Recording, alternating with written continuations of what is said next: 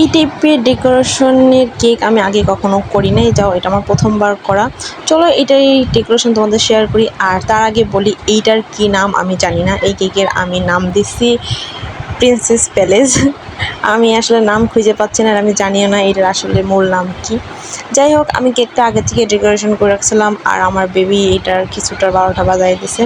যাই হোক, আমি এটাকে ফ্রিজ থেকে বের করে আর কিছুটা ডেকোরেশন আগেই করে নিয়েছি। বেসিক যে জিনিসগুলো লাগানো, এটা আসলে ক্যামেরার সামনে আমি ইজি ফিল করতেছিলাম না।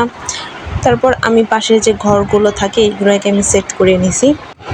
এই ডেকোরেশনের সব থেকে যে মূল সুন্দর সেটা হলো জানলা আর দরজা। এই দুইটারই মোল্ড আমার কাছে নেই, যার কারণে আমি হাতে তৈরি করছি জানলা দরজা, আর মানে খুব একটা ভালোও লাগতেছিল না।